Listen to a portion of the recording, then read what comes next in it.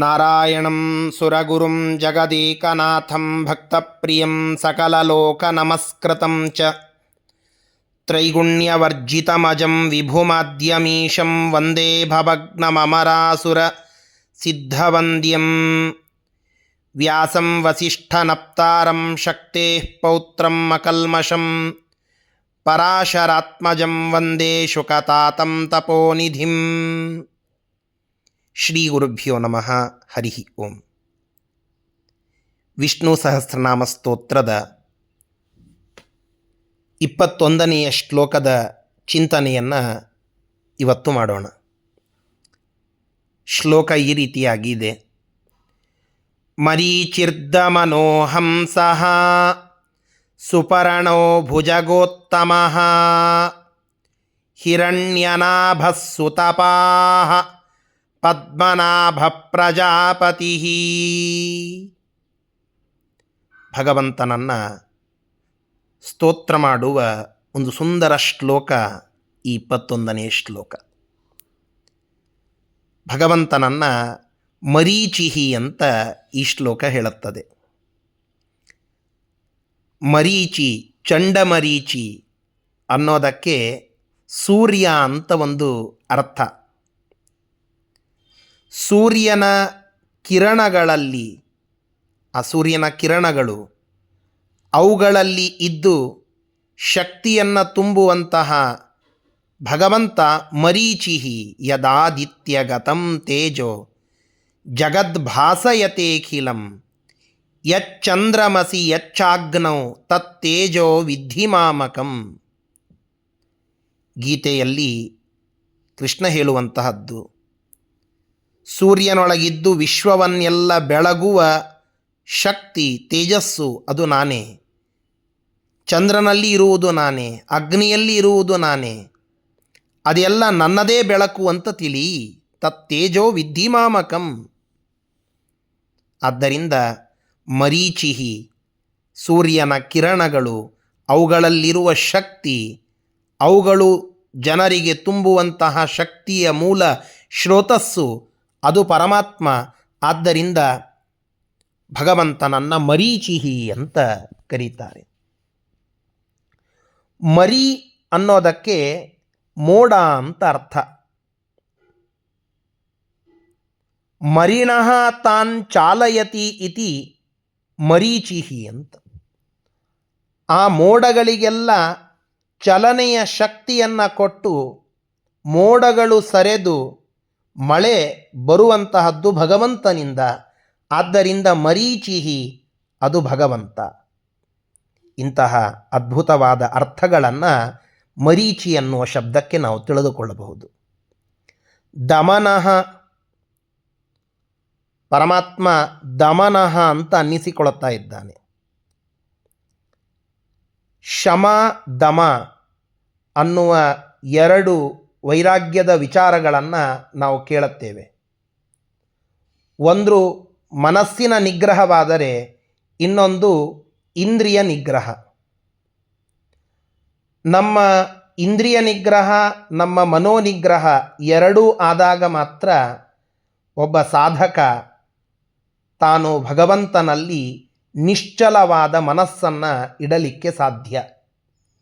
ಇಂದ್ರಿಯ ನಿಗ್ರಹ ಸಾಧ್ಯವಾಗದೇ ಹೋದರೆ ಭಗವಂತನ ಪಾದಗಳಲ್ಲಿ ನಮ್ಮ ಮನಸ್ಸನ್ನು ಇರಿಸಲಿಕ್ಕೆ ಸಾಧ್ಯವಿಲ್ಲ. ಆ ದಮ ಎನ್ನುವ ಇಂದ್ರಿಯ ನಿಗ್ರಹದ ಶಕ್ತಿಯನ್ನು ಒಬ್ಬ ಸಾಧಕನಿಗೆ ನಯತಿ ಕೊಡುತ್ತಾನೆ. ಆದ್ದರಿಂದ ಭಗವಂತನನ್ನು ದಮನಃ ಅಂತ ಕರೆಯುವುದುಂಟು. ದಮ ಅಭೀಷ್ಟದಾತೃ ಮನಃ ಯಸ್ಯ ಸಹ ಇತಿ ದಮನಃ. ಇನ್ನೊಂದರ್ಥ ದಮ ಅಂತಂದರೆ ಅಭೀಷ್ಟವನ್ನು ಕೊಡುವಂತಹ ಮನಸ್ಸು. ಆ ಮನಸ್ಸನ್ನು ಉಳ್ಳ ಭಗವಂತ ದಮನಃ. ಅನೇಕ ರಾಕ್ಷಸರ ದಮನ ಕಾರ್ಯದಲ್ಲಿ ಭಗವಂತ ನಿರತ. ದಮನಾಸುರ ಸಂಹಾರಕತ್ವಾತ್ ದಮನ ಪ್ರಿಯತ್ವಾತ್ ದಮನಃ ಅಂತ. ಹೀಗೆ ಅಸುರ ಸಂಹಾರದಲ್ಲಿ ಭಗವಂತ ನಿರತನಾಗಿದ್ದಾನೆ. ಸಜ್ಜನರ ಸಂರಕ್ಷಣಕ್ಕಾಗಿ ದುಷ್ಟ ಶಿಕ್ಷಣವನ್ನು ಮಾಡ್ತಾ ಇದ್ದಾನೆ ಪರಮಾತ್ಮ. ಆದ್ದರಿಂದ ಭಗವಂತನನ್ನು ದಮನಃ ಅಂತ ವಿಷ್ಣು ಸಹಸ್ರನಾಮ ಹೇಳುತ್ತದೆ. ಹಂಸಃ ಹಂಸಃ ದೋಷಹೀನತ್ವಾತ್ ಹಂ ಸಾರತ್ವಾತ್ ಸಹ. ಹಂ ಅಂದರೆ ದೋಷಹೀನನಾದ್ದರಿಂದ ಭಗವಂತ ಹಂ. ಸಾರರೂಪನಾಗಿದ್ದಾನೆ, ಸುಖಸಾರನಾಗಿದ್ದಾನೆ ಭಗವಂತ. ಆದ್ದರಿಂದ ಸಹ. ಹ ಮತ್ತು ಸ ಎರಡು ಆದದ್ದರಿಂದ ಹಂಸ ಎಂಬುವ ಹೆಸರು ಪರಮಾತ್ಮನಿಗೆ ಬಂದದ್ದುಂಟು. ನಿತ್ಯಂ ಹೀನೋಖಿಲೈ ದೋಷೈ ಸಾರರೂಪೋ ಯತೋ ಹರಿಃ ಹಂಸಃ ಇತ್ಯುಚ್ಯತೆ ತಸ್ಮಾತ್. ಈ ರೀತಿಯಾಗಿ ಕಾಟಕ ಉಪನಿಷತ್ತು ಭಗವಂತನ 18 ನಾಮಗಳ ವರ್ಣನ ಮಾಡುವಾಗ ಹೇಳುವಂತಹದ್ದು. ಯಾವ ಭಗವಂತ ನಿತ್ಯವೂ ಯಾವುದೇ ತರಹದ ದೋಷಗಳು ಇಲ್ಲದೆ ಸಾರರೂಪನಾಗಿ ಜಗತ್ತಿನ ಎಲ್ಲ ಜೀವಿಗಳ ರಕ್ಷಕನಾಗಿ ಇದ್ದಾನೋ ಅಂತಹ ಪರಮಾತ್ಮನನ್ನು ಹಂಸಃ ಅಂತ ಕರೆಯೋದುಂಟು. ಇದನ್ನು ಕಾಟಕ ಉಪನಿಷತ್ತು ನಮಗೆ ತಿಳಿಸ್ತದೆ. ಆ ದೃಷ್ಟಿಯಿಂದ ದೋಷದೂರನಾದ ಸಾರರೂಪನಾದ ಪರಮಾತ್ಮ ಹಂಸಃ ಅಂತ ಅನ್ನಿಸಿಕೊಳ್ಳುತ್ತಾನೆ. ಸುಪರ್ಣಃ ಸುಷ್ಟು ಪರಮಾನಂದ ರೂಪತ್ವಾತ್ ಸುಪರ್ಣಃ ಅಂತ. ಶ್ರೇಷ್ಠವಾದ ಪರಮ ಆನಂದಕರವಾದ ರೂಪವನ್ನು ಪರಮಾತ್ಮ ಹೊಂದಿದ್ದಾನೆ. ಆದ್ದರಿಂದ ಪರಮಾತ್ಮ ಸುಪರ್ಣಃ ಅಂತ ಅನ್ನಿಸಿಕೊಳ್ಳುತ್ತಾನೆ. ಸುಪರ್ಣ ಅಂದರೆ ಗರುಡ ಅಂತಲೂ ಒಂದರ್ಥ. ಗರುಡನ ಅಂತರ್ಯಾಮಿಯಾಗಿದ್ದು ಆ ಗರುಡನಿಗೆ ಎಲ್ಲ ಕಡೆಗೆ ಸಂಚಾರ ಮಾಡುವ ಸಾಮರ್ಥ್ಯ ತುಂಬುವವನೇ ಪರಮಾತ್ಮ. ಆದ್ದರಿಂದ ಗರುಡನ ಮೇಲೆ ತಾನು ಕುಳಿತುಕೊಂಡು ಅದಕ್ಕೆ ಆ ಗರುಡನಿಗೆ ಒಂದು ಹೆಗ್ಗಳಿಕೆ ಕೊಟ್ಟರೂ ಗರುಡ ವಾಹನನಾದ ಪರಮಾತ್ಮ ಗರುಡನ ಮೇಲೆ ಒಂದು ವಿಶೇಷ ಕಾರುಣ್ಯವನ್ನು ತೋರಿಸಿ ಗರುಡನ ಅಂತರ್ಯಾಮಿಯಾಗಿದ್ದು ಆ ಗರುಡನಿಗೆ ಶಕ್ತಿಯನ್ನು ಕೊಡುವಂತಹದ್ದು. ಹೀಗಾಗಿ ಗರುಡನ ಅಂತರ್ಯಾಮಿ ಆದ್ದರಿಂದಲೂ ಸುಪರ್ಣ. ಪರಿಪೂರ್ಣ ಆನಂದ ಸ್ವರೂಪ ಪರಮಾನಂದ ಸ್ವರೂಪ ಆದ್ದರಿಂದಲೂ ಸುಪರ್ಣ. ಜೀವರಿಗೆ ಸಾಧನೆಯ ಸಂಪೂರ್ಣತೆಯನ್ನು ಕೊಡುತ್ತಾನೆ ಭಗವಂತ, ಆದ್ದರಿಂದಲೂ ಸುಪರ್ಣ. ಈ ರೀತಿಯಾಗಿ ಪರಮಾತ್ಮನನ್ನು ಸುಪರ್ಣ ಅಂತ ವಿಷ್ಣು ಸಹಸ್ರನಾಮ ಹೇಳುತ್ತದೆ. ಭುಜಗೋತ್ತಮ ಭುಜಗೋತ್ತಮ ಭುಜಾಹ ಅನ್ನೋದಕ್ಕೆ ಸಂತೋ ಗಚ್ಚಂತಿ ಇತಿ ಭುಜಗಾಹ ಅಂತ. ಭುಜ ಕೌಟಿಲ್ಯೆ ಅಂತನ್ನುವ ಧಾತು. ಭುಜಾಹ ಸಂತಃ ಗಚ್ಚಂತಿ ಇತಿ ಭುಜಗಾಹ ಸರ್ಪಾಹ ಅಂತ. ತನ್ನ ಭುಜಗಳಿಂದ ನಡೆಯುವಂತಹದ್ದು ಆ ಪ್ರಾಣಿ ಭುಜಗಾಹ ಸರ್ಪಗಳು ಅಂತ. ಆ ಭುಜಗರೆಲ್ಲರಲ್ಲಿಯೂ ಉತ್ತಮ ಶೇಷ ಅಂತ. ಎಲ್ಲ ಹಾವುಗಳಲ್ಲಿ ಶ್ರೇಷ್ಠವಾದದ್ದು ಆ ಶೇಷ. ಅಂತಹ ಶೇಷದೇವರ ತನ್ನನ್ನು ಹಾಸಿಗೆಯನ್ನಾಗಿ ಆ ಶೇಷದೇವರನ್ನೇ ತನ್ನ ಹಾಸಿಗೆಯನ್ನಾಗಿ ಮಾಡಿಕೊಂಡು ತಾನು ಶೇಷದೇವರಿಗಿಂತ ಉತ್ತಮ ಅನ್ನುವುದನ್ನು ತೋರಿಸಿಕೊಟ್ಟಂತಹ ಅನಂತಶಯನ ಪರಮಾತ್ಮ. ಆದ್ದರಿಂದ ಭುಜಗೋತ್ತಮ. ಭುಜಾಹ ಸಂತೋ ಗಚ್ಚಂತೀತಿ ಭುಜಗಾಹ ಸರ್ಪಾಹ ತೇಷಾಂ ಉತ್ತಮಃ ಶೇಷಃ. ಶೇಷಃ ಯಸ್ಯ ಶಯ್ಯಾತ್ವೇನ ಸ ಭುಜಗೋತ್ತಮಃ. ಆ ಭಗವಂತ ಆ ಶೇಷದೇವರ ಮೇಲೆ ಮಲಗುತ್ತಾನೆ. ಆದ್ದರಿಂದ ಆ ಅನಂತಶಯನನಾದ ಪರಮಾತ್ಮನನ್ನು ಭುಜಗೋತ್ತಮ ಅಂತ ನಾವು ಕರಿತೇವೆ. ಹಿರಣ್ಯನಾಭ ಹಿರಣ್ಯನಾಭ ಪರಮಾತ್ಮನನ್ನು ಹಿರಣ್ಯನಾಭ ಅಂತ ವಿಷ್ಣು ಸಹಸ್ರನಾಮ ಹೇಳುತ್ತದೆ. ಹಿರಣ್ಯಸ್ಯ ತನ್ನಾಮಕ ಅಸುರಸ್ಯ ನಾಭೋ ಹಿರಣ್ಯನಾಭ ಅಂತ. ಹಿರಣ್ಯ ಅನ್ನುವಂತಹ ಒಬ್ಬ ರಾಕ್ಷಸ, ಅವನನ್ನು ನಾಭ ಅಂದರೆ ಸಂಹಾರ ಮಾಡೋದು. ಆ ಹಿರಣ್ಯನೆಂಬುವ ಹೆಸರಿನ ಅಸುರನನ್ನು ನಾಭ ಸಂಹಾರ ಮಾಡಿದಂತಹ ಭಗವಂತ ಹಿರಣ್ಯನಾಭ ಅಂತ ಅನ್ನಿಸಿಕೊಳ್ಳುತ್ತಾನೆ. ಹಿರಣ್ಯ ಅಂದರೆ ಸುವರ್ಣ, ಬಂಗಾರ. ಬಂಗಾರದ ಮೊಟ್ಟೆಯಂತಿರುವಂತಹ ಈ ಬ್ರಹ್ಮಾಂಡವನ್ನು ತನ್ನ ಹೊಕ್ಕಳಲ್ಲಿ ಹೊತ್ತಂತಹ ಪರಮಾತ್ಮ, ಆ ಪರಮಾತ್ಮನನ್ನು ಹಿರಣ್ಯನಾಭ ಅಂತ ಕರೀತಾರೆ. ತನ್ನ ನಾಭಿಯಿಂದ ಒಂದು ಚಿನ್ನದ ಮೊಟ್ಟೆಯಂತಹ ಬ್ರಹ್ಮಾಂಡದ ನಿರ್ಮಾಣ ಮಾಡಿದಂತಹ ಪರಮಾತ್ಮ, ಸೃಷ್ಟಿಕರ್ತ, ಅವನು ಹಿರಣ್ಯನಾಭ ಅಂತ ಅನ್ನಿಸಿಕೊಳ್ಳುತ್ತಾನೆ. ಇಂತಹ ಹಿರಣ್ಯನಾಭನಾದ ಪರಮಾತ್ಮ ಸುತಪಾಹ. ಸುತಪಾಹ ಅಂತಂದರೆ ತಪಸ್ಸು. ಸಮೀಚೀನವಾದ, ಅತ್ಯಂತ ಶ್ರೇಷ್ಠವಾದ ತಪಸ್ಸನ್ನು ಪರಮಾತ್ಮ ಮಾಡಿದ್ದಾನೆ.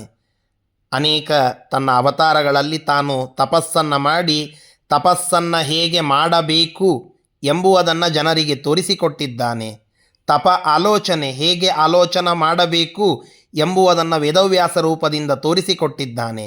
ಆದ್ದರಿಂದ ಸುತಪಾಹ ಅದು ಭಗವಂತ.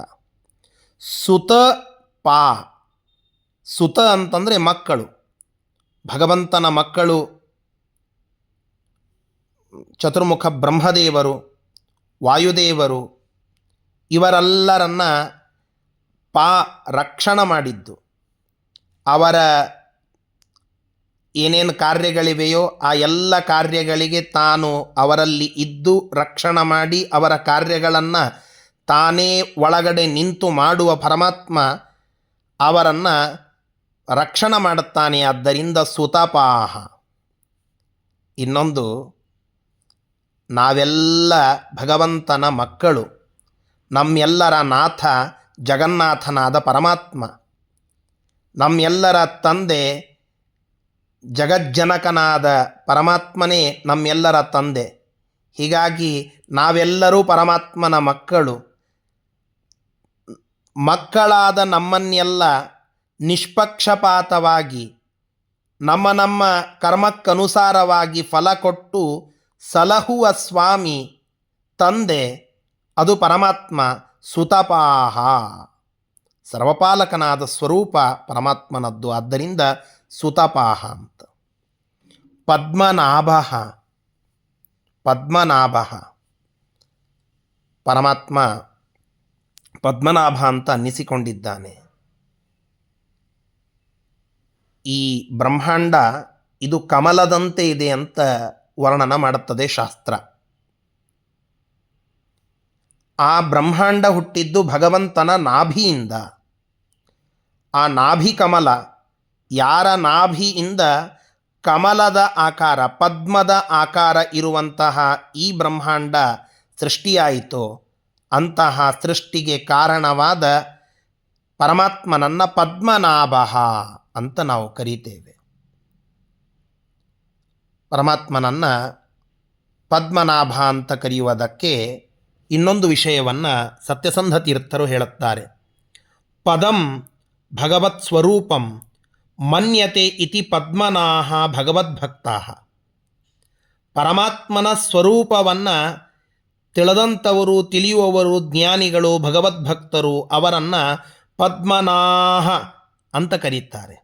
ತಾನ್ ಪ್ರತಿ ಆಭಾತಿ ಇತಿ ಪದ್ಮನಾಭ. ಅವರನ್ನು ರಕ್ಷಣೆ ಮಾಡುತ್ತಾನೆ, ಅವರ ಬಳಿಗೆ ತಾನೇ ಹೋಗ್ತಾನೆ, ತಾನೇ ಅವರ ಯೋಗಕ್ಷೇಮವನ್ನು ನೋಡುತ್ತಾನೆ. ಆದ್ದರಿಂದ ಭಗವದ್ಭಕ್ತರ ಪಾಲಕ, ಭಕ್ತ ವತ್ಸಲ, ಭಕ್ತರ ಮೇಲೆ ಕರುಣೆಯನ್ನು ತೋರುವ ಸ್ವಾಮಿ ಅನ್ನುವ ಅರ್ಥದಲ್ಲಿ ಪದ್ಮನಾಭ ಅನ್ನುವ ಒಂದು ನಾಮ ಸಂಕೀರ್ತನೆಯನ್ನು ನಾವು ಮಾಡಬೇಕು.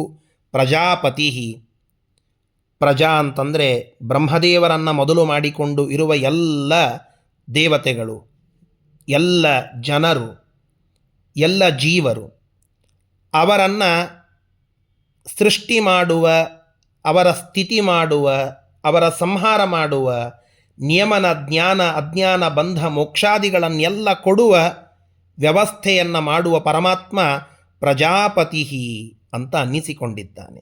ಪ್ರಜಾನಾಂ ಪತಿ ಪ್ರಜಾಪತಿ ಅಂತಹ ಪರಮಾತ್ಮನನ್ನು ಹೀಗೆ ಈ ಎಲ್ಲ 16 ನಾಮಗಳಿಂದ ವರ್ಣನ ಮಾಡುವ ಶ್ಲೋಕ ಮರೀಚಿರ್ದ ಮನೋಹಂಸಃ ಸುಪರ್ಣೋ ಭುಜಗೋತ್ತಮ ಹಿರಣ್ಯನಾಭಸ್ವತಪಾಹ ಪದ್ಮನಾಭ ಪ್ರಜಾಪತಿ. ಈ ಎಲ್ಲ ಸ್ತೋತ್ರವನ್ನು ಭಗವಂತನಿಗೆ ಅರ್ಪಿಸೋಣ. ಶ್ರೀಕೃಷ್ಣಾರ್ಪಣಮಸ್ತು.